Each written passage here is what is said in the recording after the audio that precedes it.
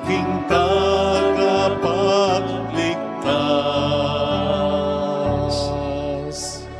Sa ngalan ng Ama at ng Anak at ng Espiritu Santo, Amen. sumainyo po ang Panginoon. At sumaiyo rin. Ngayon po ay ginugunita ng ating inang simbahan ang kapistahan ng Mahal na Birheng Maria ng Lourdes.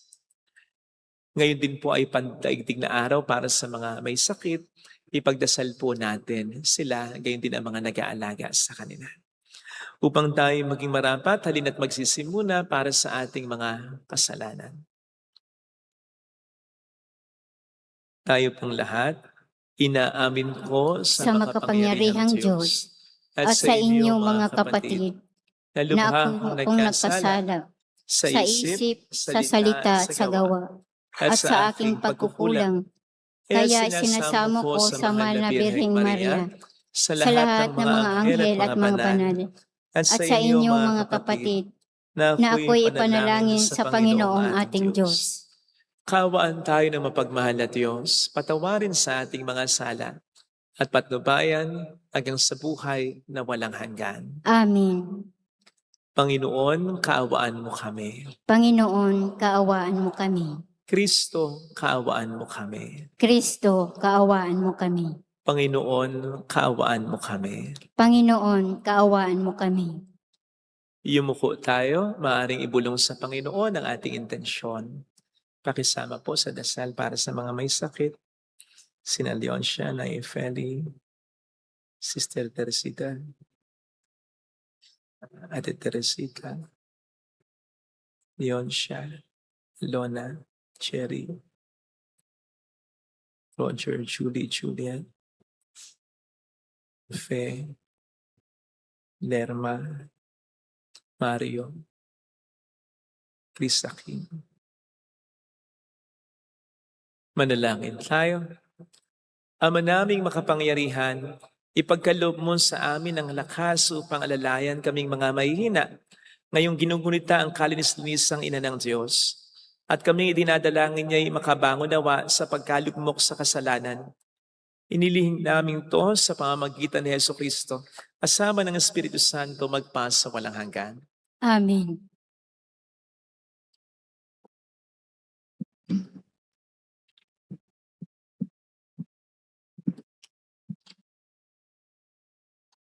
Ang salita ng Diyos mula sa aklat ni Propeta Isaias. Magalak ang lahat. Magalak kayo dahil sa Jerusalem. Ang lahat sa inyo na may pagmamahal. Wagas ang pagtingin. Kayo'y makigalak at makipagsaya. Lahat kayong tumangis para sa Kanya.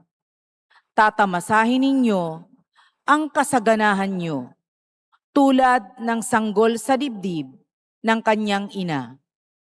Sabi pa ng Panginoon, padadalhan kita ng walang katapusang pag-unlad. Ang kayamanan ng ibang bansa ay dadaloy sa iyong tila agos ng ilog. Ang makakatulad mo'y sanggol na buong pagmamahal na inaaruga ng kanyang ina. Aaliwin kita sa Jerusalem, tulad ng pag-aliw ng ina sa kanyang anak. Ika'y magagalak pag nakita mo ang lahat ng ito. Ikaw ay lalakas at lulusog. Sa gayon, malalaman mong akong Panginoon ang kumakalinga sa mga tumatalima sa akin. Ang salita ng Diyos. Salamat sa Diyos. Pinupuri kang lubusan ng lahat sa ating bayan. Pinupuri kang lubusan ng lahat sa ating bayan. Anak, sumasa iyo ang pagpapala ng Diyos na kataas-taasan. Higit kang pinagpala kaysa lahat ng babae sa lupa. Purihin ang Panginoon, ang Diyos na lumalang sa langit at lupa. Pinupuri kang lubusan ng lahat sa ating bayan. Ang pananalig sa Diyos na nag-udyok sa iyo ay hindi na mapaparam sa isip ng mga tao. habang ginugunita nila ang kapangyarihan ng Diyos. Pinupuri kang lubusan ng lahat sa ating bayan.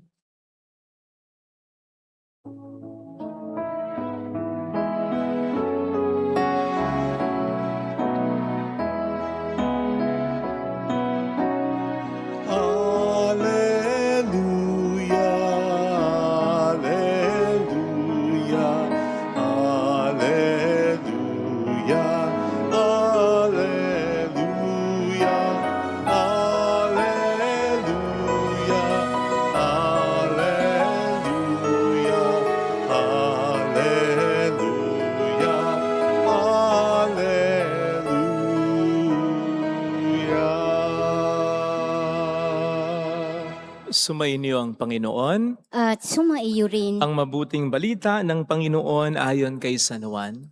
papuri sa iyo, Panginoon. Noong panahong iyon, may kasalan sa Cana, Galilea, at naroon ang ina ni Jesus. Si Jesus at ang kaniyang mga alagad ay naroon din. Kinapos ng alak, kaya't sinabi ng ina ni Jesus sa kaniya, naubusan sila ng alak. Sinabi ni Jesus, "Huwag ninyo akong pangunahan, ginang. Hindi pa ito ang panahon ko." Sinabi ng kanyang ina sa mga naglilingkod, "Gawin ninyo anumang sabihin niya sa inyo." Do'y may 6 na tapayan, ang bawat isa'y naglalaman ng 20 hanggang 30 galon. Nakalaan ang mga ito para sa paglilinis ayon sa tuntuning pangrelihiyon ng mga Hudyo. Sinabi ni Jesus sa mga katulong, "Punuin ninyo ng tubig ang mga tapayan." At pinuno nga nila hanggang sa labi.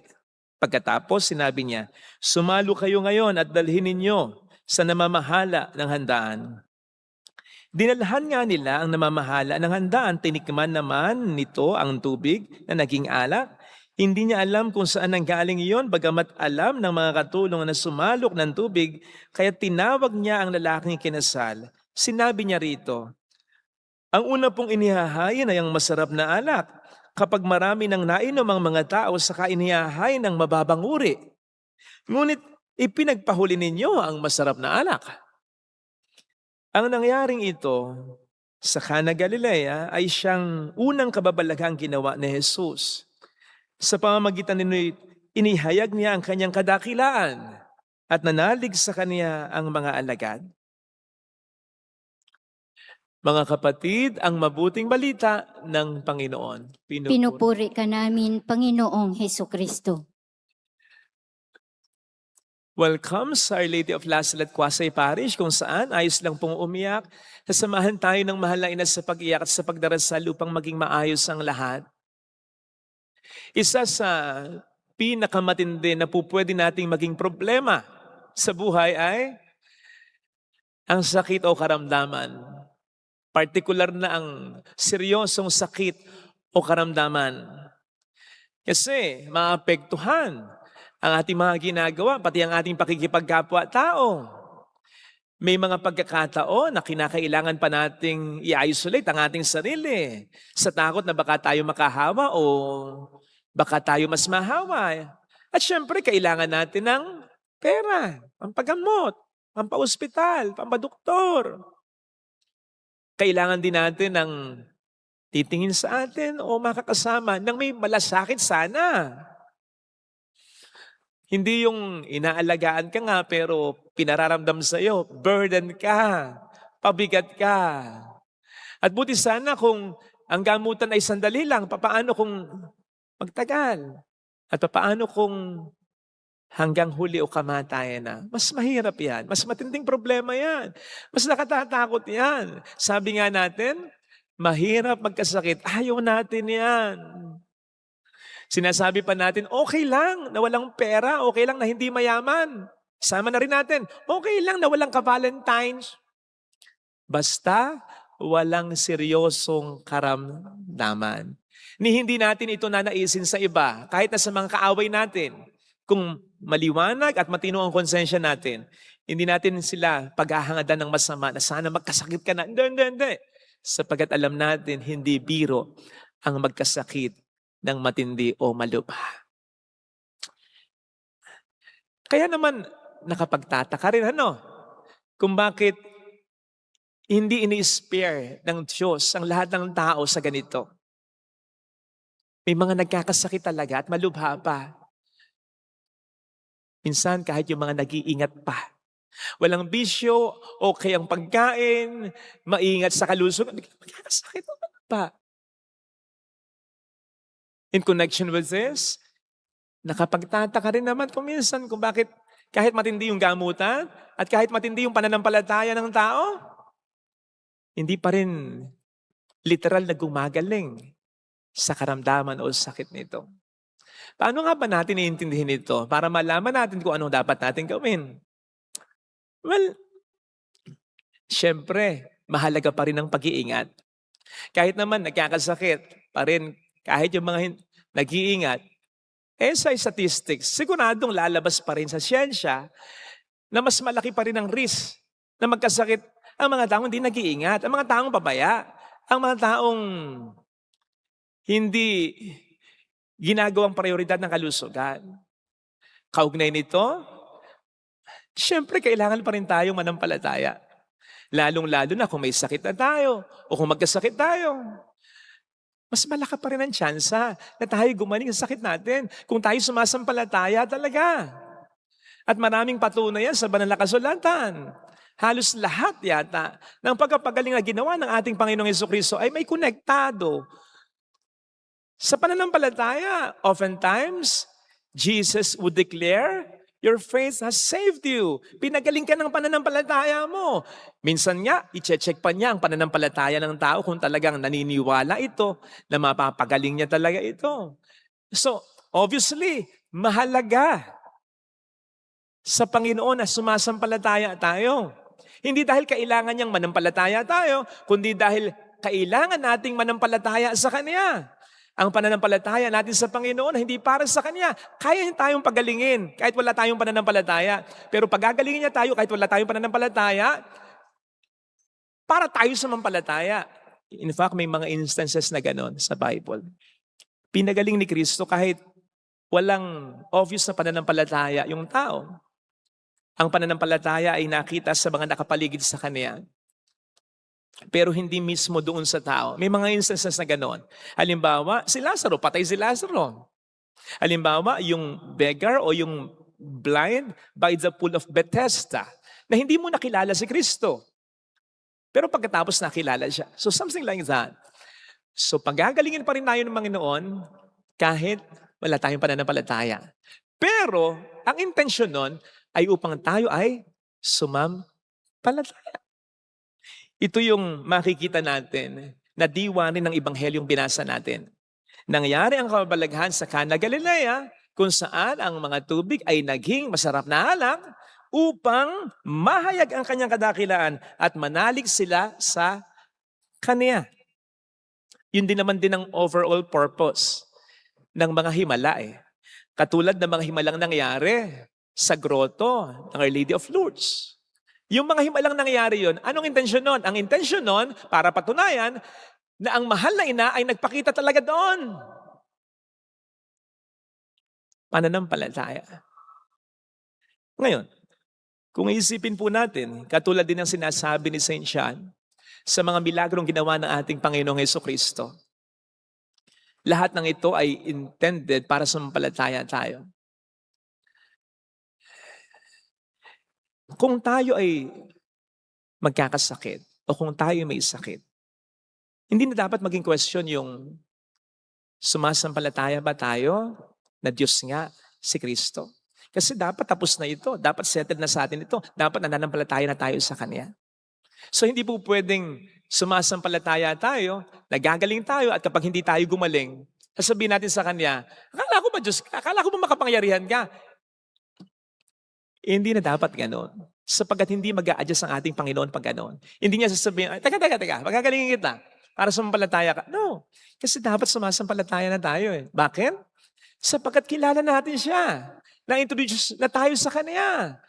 Napag-aralan, napagnilayan na natin siya, ang mga salita niya. At alam na natin, ang pinakakatotohanan sa Kanya, na siya'y namatay muling nabuhay, niligtas ang sangkatauhan. Diyos siyang talaga, walang makagagawa ng mga ginawa niya, lalong-lalo na ang muling pagkabuhay niya. Kaya, pagdating sa pagkakaroon ng pananampalataya, hindi na ito question na, Diyos ka ba? At mas lalong hindi na ito question ng, mahal mo ba ako? Kasi, ang sabi nga sa John 3:16, wala nang pagmamahal na higit pa sa pagmamahal ni Kristo sa atin. Bagamat kailangan ng pananampalataya, ang hinahanap at ina-expect ng pananampalataya sa atin ng Panginoon ay hindi na yung mananampalataya ako sa iyo kung pagagalingin mo ko. Hindi na yun. Kundi yung mananampalataya ako, anuman ang maging tugon mo sa panalangin ko. Yun ang pinakita sa atin ng mahal na ina sa Ebanghelyo. Humiling siya, pero hindi niya ininsist yung kahilingan niya. Sinabi na lamang niya sa mga tagapaglingkod, sundin ninyo kung anong sabi niya. Yung susundin natin kung ano ang kalooban ng Panginoon para sa atin. Hindi ko sinasabing wag tayo magdasal para gumaling tayo o mahal natin sa buhay na may sakit. Pero sana ito yung bunsod ang pananampalataya na ano man ang isagot ng Panginoon, I'll be fine. I'll settle with that. Sapagkat alam ng Diyos ang kanyang ginagawa. And God is sovereign, makapangyarihan siya, especially His love. Kahit na may sakit ako, may sakit man ako wala, mabuti ang Diyos, makapangyarihan ang Diyos, mapagmahal ang Diyos. You see, kung ang Panginoon ay nagpagaling dati ng mga may sakit at hanggang ngayon ginagawa niya ito para sumampalataya ang mga tao. Again, sabi ko nga, hindi na question dapat ito para sa atin. Kung Diyos nga ba siya, kung mahal nga ba niya tayo. Dapat naniniwala na talaga tayo na mahal niya tayo at Diyos siyang totoo. At dapat natin itong ipakita sa ating kapwa bilang mga Kristiyano na Diyos pa rin siyang totoo, mahal pa rin niya tayong totoo kahit na may sakit tayo. I assure you, mas matinding patotoo yon kaysa sa gumaling tayo sa sakit natin.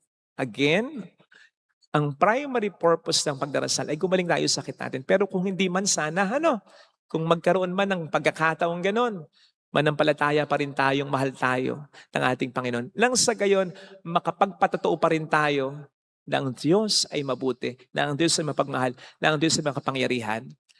Kahit na tayo ay nanatili sa ating karamdaman. Mas matinding patotoo yan kesa sa paggaling sa karamdaman. Yung sa kabila ng ating karamdaman, magpapatotoo tayo na ang Diyos ay mabuti at mapagmahal pa rin talaga. Ito sana mga kapatid ng ating pagdasal sa ating banal na misa upang gumaling man tayo o hindi sa sakit, gumaling man ang minamahal natin sa sakit o hindi, mabigyan pa rin natin ng kadakilaan ang Diyos. Amen. Ilagay natin ang ating kanang kamay sa tapat ng ating puso.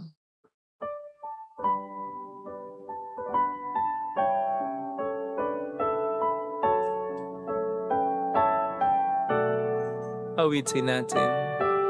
Alam kong may magagawa ang Diyos.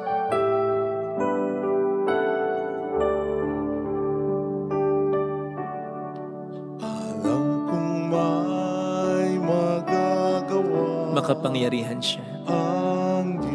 Alam kong may magagawa ang Diyos. Alam kong Walang imposible sa magagawa ang Diyos. Kung ako'y magtatapat, Kung ako'y magtatapat, sa Kaniya'y maglilingkod, sa Kanya'y maglilingkod, alam kong may magagawa ang Diyos. Hindi ako magdududa. Ako'y matutulungan niya. Alam kong di rin ng Diyos ang samo ko, sapagkat mahal niya ako.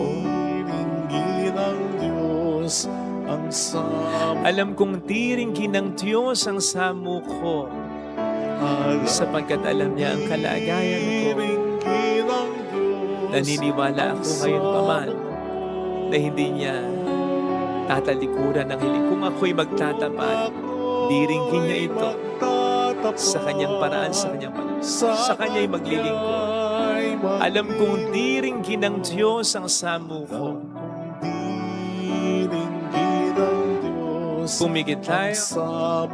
Panginoon, tulungan mo po kami sumampalataya sa iyo. Tulungan mo po kami magkaroon ng kagalingan, hindi lamang ang aming katawan, kundi lalong-lalo ng aming kalooban. Maging matibay nawa ang aming pananampalataya sa iyo, yung pananampalatayang hihiling sa iyo, magmamakaawa sa iyo, pero sa huli, ipagpapasa Diyos pa rin, ipagpapasayo pa rin ang katugunan para dito. Tulungan mo po ako mas magtiwala, hindi sa kakayanan ko, hindi sa pangatwiran ko, hindi sa mga paraan ko, kundi sa paraan mo, sa pangangatwiran mo. Tulungan mo ako, Panginoon, na makasunod sa kalooban mo. Kahit na sa panahon ng paghihirap o problema, Hallelujah! Purihin ang Diyos na hindi nagkukulang. Hallelujah! Pasalamatan siya ngayon pa man. Siya ay muling babalik sa atin. Hindi niya tayo iiwan. Hindi niya tayo pababayaan. Mabalik sa atin. Hallelujah! Paniwalaan natin yan. Ano man ang ating kalagayan. Hallelujah! Babalik ang Panginoon upang tayo ay lahat ng ating mga panalangin, lalo na kung ito'y galing sa pusong nagpapakumbaba, ay dinidinig niya. Maniwala tayo, mayroong magandang mangyayari sa iyo. Higit pa sa inaasahan mo. Katulad ng nasa Ebanghelyo, mas masarap na alak ang binigay ni Kristo. Mas maganda, mas makatwiran, mas makatutulong ang ibibigay. Mayroong magandang mangyayari. Basta't bigyan natin siya ng layang tungkol sa ating mga intensyon. Kung lalapit kay Jesus, hayaan natin siya kumilos. Hayaan natin ng kalooban niyang masunod. Papuri sa Ama at sa Anak at Espiritu Santo. Kapara noong sa unang-una, ngayon at magpakailanman, at magpasawalang hanggan. Amen. Pag-aalay.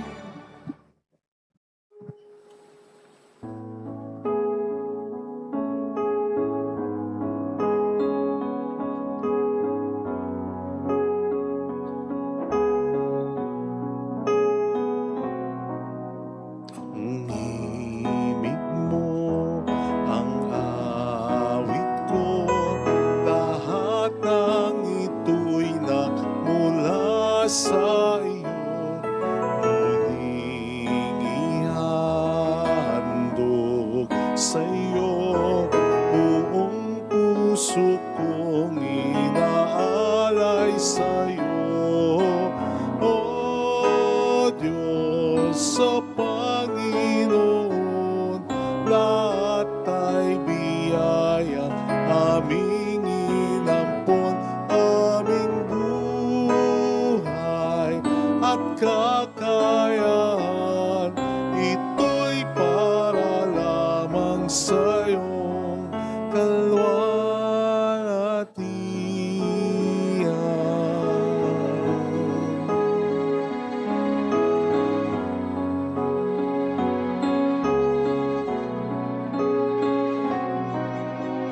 tanging ninanais ko ay matamo lamang ang pag-ibig mo.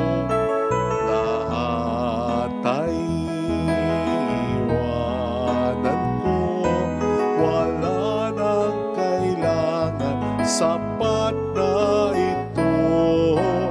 O Diyos sa Panginoon, lahat ay biyaya, aming inampon, aming buhay at kakayahan.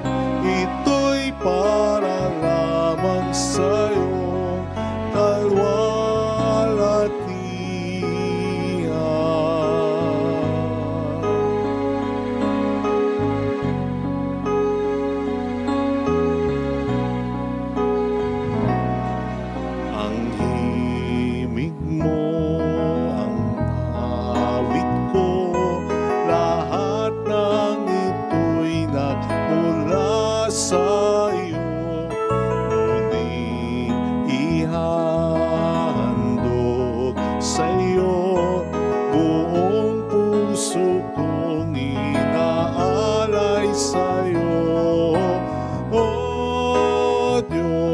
sa Panginoon, lahat ay biyayang aming inampon, aming buhay at kakayahan.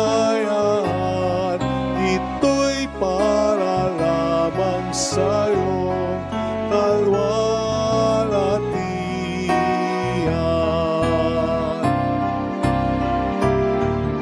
Ang tanging ninanais ko ay matamo lamang ang pag-ibig mo. Lahat ay iwanan ko, wala nang kailangan, sapat na ito. O Diyos, sa Panginoon, lahat ay biyayang aming inampon, aming buhay at kakayahan. Ito'y para lamang sa'yo, kalwalhatian.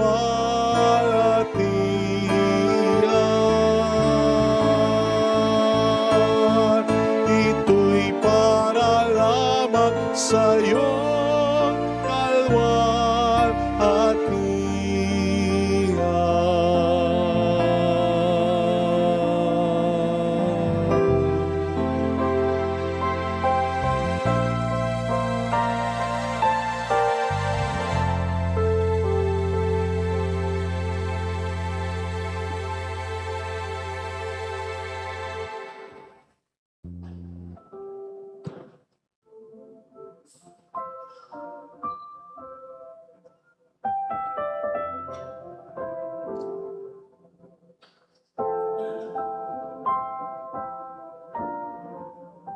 Manalangin tayo upang ating handog ay maging kalugod-lugod sa Diyos amang makapangyari.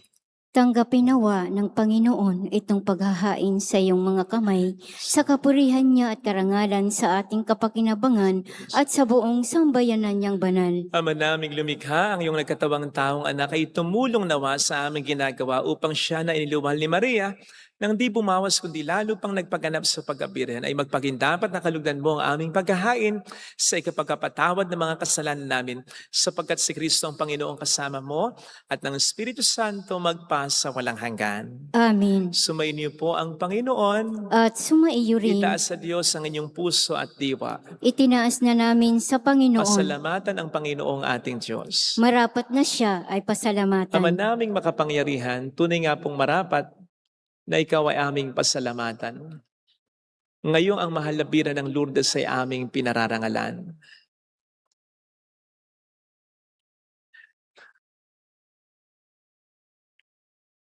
Bukod mong pinagpala sa babaeng lahat ang mahal na birheng totoong mapalad, na iyong piniling maging ina ng iyong anak nung isugo mo siya bilang aming Mesiyas. Sa kapangyarihan ng Espiritong Banal, ang Birheng Maria ay naging inang tunay ng iyong anak na kanyang isinilang bilang liwanag nitong sanlibutan. Kaya kaisa ng mga anghel na nagsisiawit ng papuri sa iyo ng walang humpay sa kalangitan, kami nagbubunyi sa iyong kadakilaan. Santo, Santo, Santo, Panginoong Diyos ng mga hukbo, napupuno ang langit at lupa ng kadakilaan mo. Osana sa kaitaasan. Pinagpala ang naparirito sa ngalan ng Panginoon. Osana sa kaitaasan. Ama naming banal, ikaw ang bukhal ng tanang kabanalan. Kaya't sa pamamagitan ng iyong Espiritu gawin mong banal ang mga kaloob na ito upang para sa amin ay maging katawan at dugo ng aming Panginoong Hesukristo. Bago niya pinagtiis ang kusang loob na maging handog, hinawakan niya ang tinapay, pinasalamatan kaniya, pinagati-hati niya iyon, niabot sa kaniyang mga alagad at sinabi, "Tanggapin ninyong lahat ito at kanin. Ito ang aking katawan na ihahandog para sa inyo."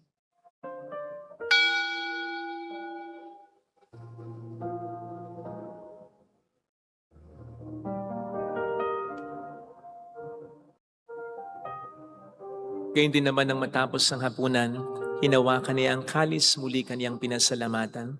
Iniabot niya ang kalis sa kaniyang mga alagad at sinabi, "Tanggapin ninyong lahat ito at inumin. Ito ang kalis ng aking dugo ng bago't walang hanggang tipan. Ang aking dugo na ibubuhos para sa inyo at para sa lahat sa ikapagkapatawad ng mga kasalanan. Gawin niyo ito sa pag-alaala sa akin."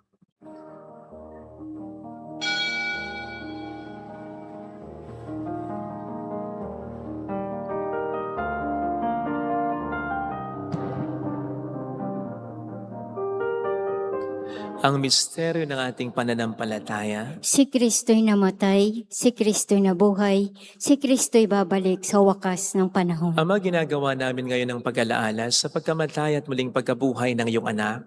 Kaya inialay namin sa iyo ang tinapay ng buhay at ang kalis ng kaligtasan. Kami nagpapasalamat dahil kami iyong minarapat na tumayo sa harap mo para maglingkod sa iyo. Sinasamo namin kami na magsasalo sa katawan at dugo ni Kristo ay mabuklod sa pagkakaisa sa pamamagitan ng Espiritu Santo.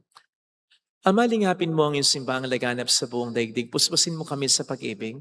Kaysa ni Leon na aming Papa, ni Janice na aming Obispo at ng Tanang Kaparian. Alalahanin mo po ang mga kapatid naming nahimlay nang may pag-asang sila'y muling mabubuhay, lalo ng aming mga ipagdarasal. Saglit nating ipagdasal ang ating mga kakilalang yumao na. Kaawaan mo sila at patuloyin sa iyong kaliwanagan. Kaawaan mo at paging tapatin kaming lahat na makasalo sa iyong buhay na walang wakas. Kaisa ang mahal na Birhen ng Lourdes, ang ina ng Diyos. Si San Jose ang kabiyak ng kanyang puso, lahat ng mga banal na namuhay dito sa daigdig ng kalugod-lugod sa iyo. May pagdiwang nawa namin ang pagupuri sa ikararangal mo sa pamamagitan ng iyong anak na aming Panginoong Jesucristo. Sa pamagitan ni Kristo, kasama niya at sa Kanya, ang lahat ng parangal papuri ay sa iyo, Diyos amang makapangyarihan, kasamang Espiritu Santo magpasawalang hanggan.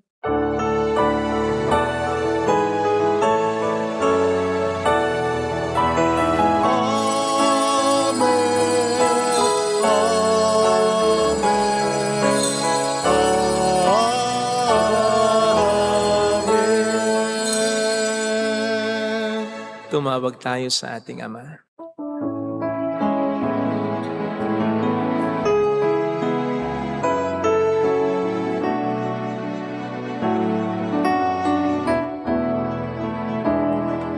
Ama namin, sumasalangit ka, sambahin ang ngalan mo,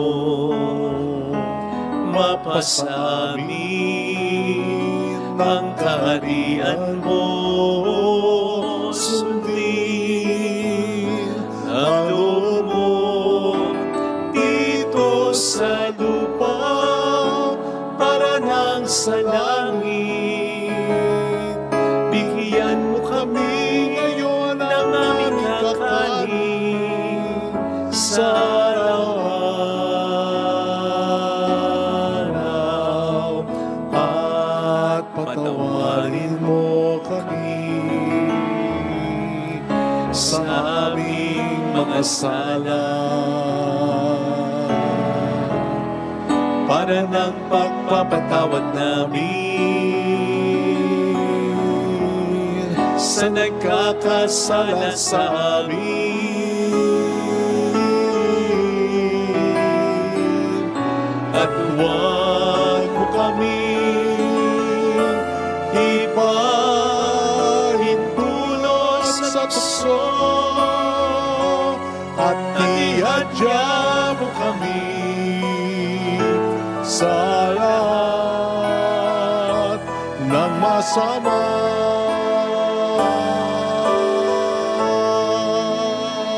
Iniling namin kami adya sa lahat ng masama, pagkalooban ng kapayapaan araw-araw, iligtas sa kasalanan, samantalang aming pinaghahandaan ang dakilang araw ng pagpapahayag ng tagapagligtas naming si Jesucristo. sapagkat iyo ang kaharian, ang kapangyarihan at ang kapurihan magpakailanman. Amin. Panginoong Jesucristo, sinabi mo noon, sinasabi mo rin sa amin ngayon, kapayapaan ang iniiwan ko sa inyo, aking kapayapaan ang binibigay ko. Tunghayin mo ang aming pananampalataya, wag ang aming pagkakasala. Pagkalooban mo kami ng kapayapaan at pagkakaisa sa iyong kalooban. Kasama ang Espiritu Santo, magpasa walang hanggan. Amin. Ang kapayapaan ng Panginoon ay sumainyo nawang lahat. At sumaiyo rin. Magbigayan tayo ng kapayapaan sa isa't isa. Kapayapaan po, peace be with you. Peace be with you.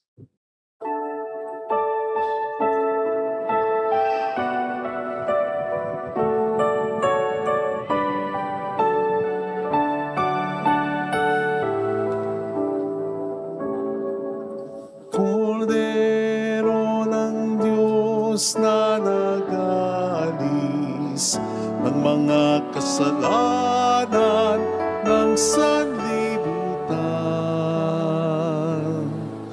maawa ka sa amin.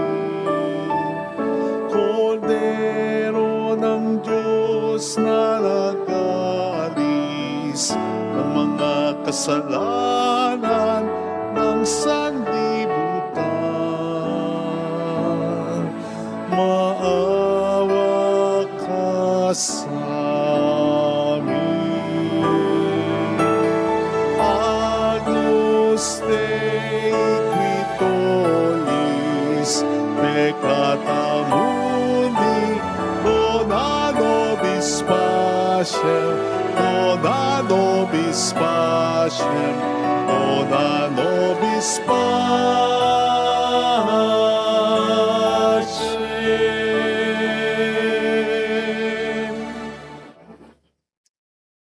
Narito sa harap natin ng Panginoon ang ating buhay at kaligtasan. Mapapalad tayong inaanyayahan. Panginoon, hindi ako karapat-dapat na magpatuloy sa iyo, ngunit sa isang salita mo lamang ay gagaling na ako.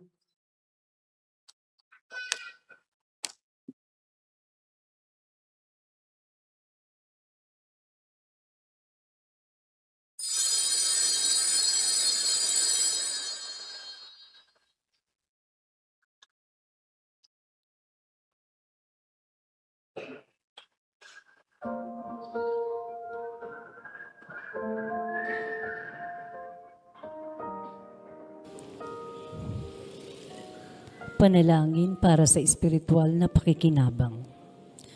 Panginoong Hesus, ako ay naniniwala na ikaw ay nasa kabanal-banalang sakramento. Iniibig kita ng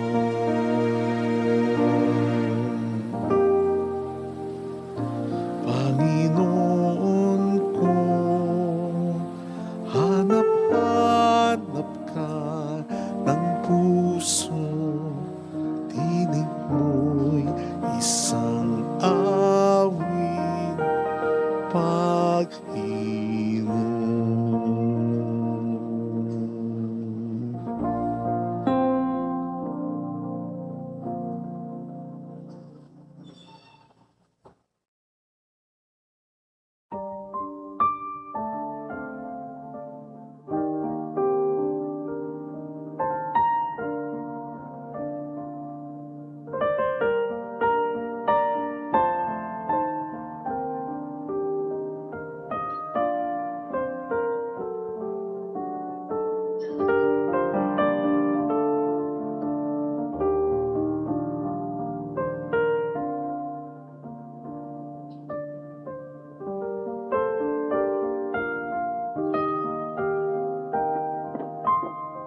Manalangin tayo. Ama naming mapagmahal, sa pag-asalo namin sa banal na pakikinabang, ang iyong kagandahang loob ay aming hinihiling upang ang pagkaparangal namin sa mahal na biran at pagtulad namin sa Kanya ay magpagindapat na aming paglingkuran ng pagganap sa kaloob mong kaligtasan. Sa pamamagitan ni Jesucristo, kasama ng Espiritu Santo, magpasa walang hanggan. Amen. Holy God, Holy Mighty One, Holy Immortal One. Have mercy on us and on the whole world. Holy God, Holy Mighty One, Holy Immortal One. Have mercy on us and on the whole world. Holy God, Holy Mighty One, Holy Immortal One. Have mercy on us and on the whole world. Jesus, King of mercy, We trust in you. alalahanin, o Haning, mahal na Birhen ng Lazaret, Lasalit, ina ng pag-asa. Ikaw ang nagpapaalala sa aming magbalik loob sa Ama. Ito ang nagpapatunay ang aming kagandahang loob na manatiling busilak. Sa pag-aaruga mo sa amin, tungkulin mo itinupad. Sa paanan ni Kristo'y itinuring mo kaming mga tunay mong anak. Kaya ninais mong ni Isay huwag mapahamak. Maging sa iyong walang tigil na pananalangin, pati luhay pumatak. Huwag naman mawala ng saysay ang iyong paghihirap. Hiling nawa namin sa iyo o aming inang liyag, na matapos ang pakikibaka namin sa mundong ito, at sa pananatili naming tapat kay Kristo. Sa kapurihan mo'y makibahagi kaming ganap, upang kung nasaan ka ngayon ay maparoon din kaming lahat. At ang kaganapan ng kaluwalhatian ng Diyos Amay tuluyang matupad siya nawa. Mahal na Birhen ng Lazaret, kapagkasundo ng mga makasalanan. Ipanalangin mong walang patid kaming mga dumudulog sa iyo. Mahal na Birhen ng Lourdes, ipanalangin mo kami. Salamat po sa inyong pakikiisa at sa mga tulong na binibigay ninyo na nagiging dahilan para makatulong din po tayo sa iba. Marami pong salamat. Ang Panginoon na po ang bahala na gumanti sa kabutihan ninyo. Alam na po ng Panginoon kung sino sige. Salamat po.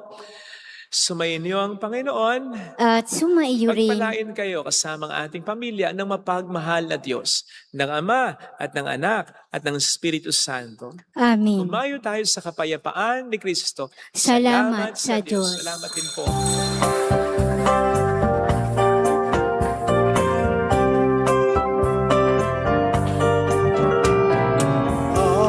Aming iniaalay ang pag-ibig na walang kapantay. Okay sanang mabuhay kung may nagmamahal,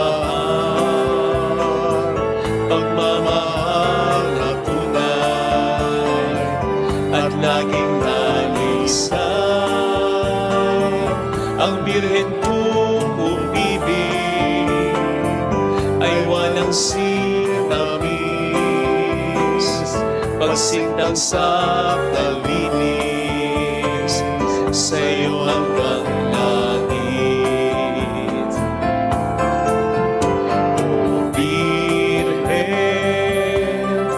Birheng mahal, sa awit at sa dasal